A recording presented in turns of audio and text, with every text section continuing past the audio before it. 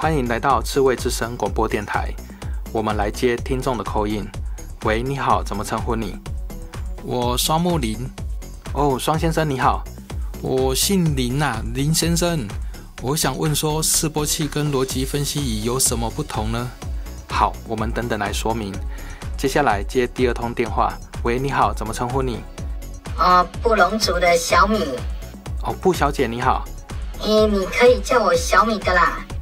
哦，小米酒你好。这个主持人怪怪的，请问我已经有示波器了，还需要买逻辑分析仪吗？这个是个好问题，请稍等，我们再接下一通电话。你好，我姓张，工厂张。工厂的那个张先生你好。请问什么时候该用示波器，什么时候用逻辑分析仪呢？好哦，接下来就来说明示波器跟逻辑分析仪的差异与应用领域。欢迎来到刺猬帮，很高兴又见面啦。示波器跟逻辑分析仪都是电子研发常用的仪器，两者都可以量测电压讯号的波形，但是功能与特性不一样。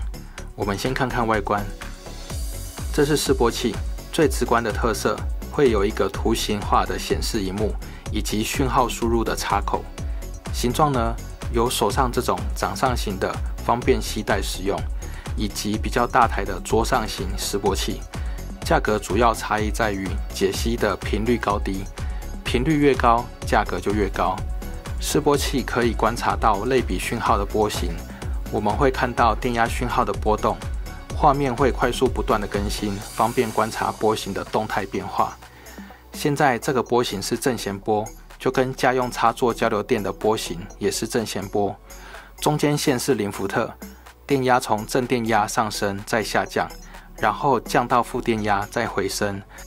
因为现在波动是规律式的，就跟医院心电图一样，会呈现即时的规律波形，方便观察。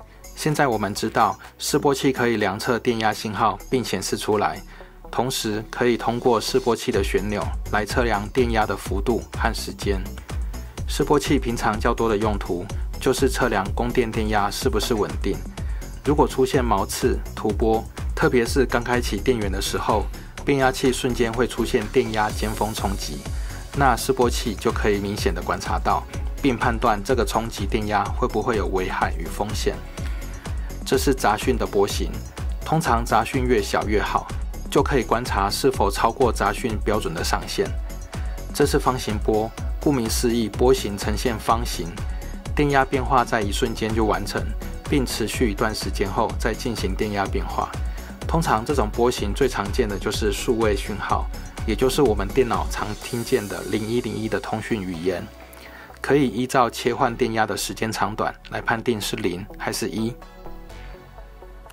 这让我想到小时候参加童军团时，除了露营生活之外，还有一项技能叫做旗语，就是双方在相隔两地无法用声音喊得到的距离，透过视觉用旗子的方向来互相沟通的方法。例如，我用旗子比出这段数字，然后记录下来，再透过电码译本来解码，就可以知道你说的是请按赞。按好了吗？等你一下。好，我们再继续。那回到数位讯号，我们知道数位波形只有0跟1两种，而不是像旗语有0到9的数字的时候，就把0到9的10进位再转成2进位，就会变成0101的讯号。这样的传输后，经过转码翻译，就一样可以传输请按赞的讯息啦。这样的通讯方式，在早期船与船之间的沟通，也是这样用灯光的明灭来沟通交流的哦。那回头来说，这些数位讯号就可以用示波器来分析吗？因为数位讯号就跟刚刚看到的方波讯号一样啊。好了，又发现一个问题。假设我要传输的讯息很长，例如我要传刺猬帮感谢你的支持，请订阅并开启小叮当，并分享出去哦。要传输这段话要很长0101的讯号，示波器的萤幕只能显示很短的讯息量，对时间较长的波形，而且都不是重复的讯号，这样用示波器量测就很困难了。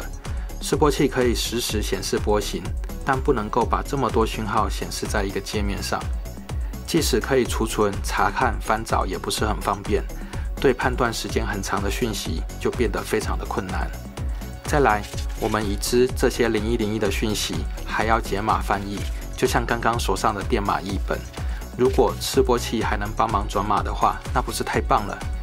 所以从早期的类比时代的示波器技术，开始延伸到后期的数位讯号解析技术。这个技术诞生的产品就是这台逻辑分析仪。在外观上很明显的是萤幕不见了，就如同刚刚所说的，数位讯号可能是很长的讯号，再大的萤幕也一次显示不了这么多的波形，所以通常逻辑分析仪就会透过电脑来搭配，让波形显示跟解码翻译都在电脑上出现。这样一来，你想显示波形的长度要有多长，就取决于你的电脑萤幕的解析度了，是吧？接下来发现输入讯号的插口变多了。一般来说，示波器的讯号输入大概有2到4个通道，但数位讯号不同，资讯传输量通常都不少，常常需要很多通道同时工作。所以像这台运龙逻辑分析仪来说，就支援同时接收32个通道讯号，一起记录与解析。这些通道就可以透过排线的连接，量测数位讯号的接点，再透过电脑的操作来达到数位讯号的分析用途。所以这里做了一张比较表，来区别示波器与逻辑分析仪的不同。在本质上，示波器以量测类比讯号为主，逻辑分析仪就是以数位讯号为主。所以示波器通常用在电压杂讯、瞬间图波、波形完整度的辨识居多。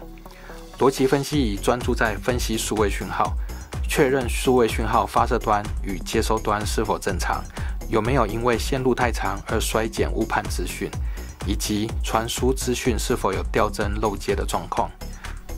会用在电脑 USB 线的传输、HDMI 讯号的传输、物联网 I2C 的传输等等的讯息侦测。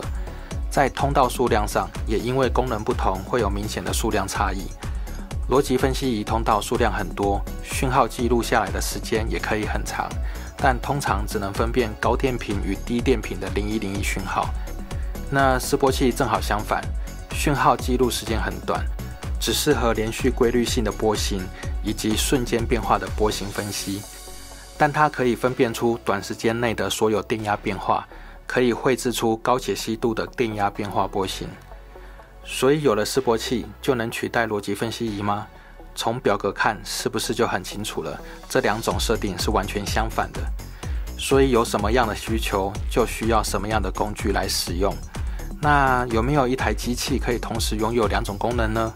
就像健达出奇蛋一样，2个愿望一次满足。还真的是有，但不是贵到爆，就是专业度还是没有同时买2台设备的好用。就像瑞士刀虽然功能很多，但每一种功能却不是那么的专业。接下来我们用逻辑分析仪连接电脑后的分析画面，可以看到萤幕上的显示抓取到的波形画面，同时可以透过解码翻译的功能，直觉的观察程式语言是否正确，就可以轻易的查出问题点咯。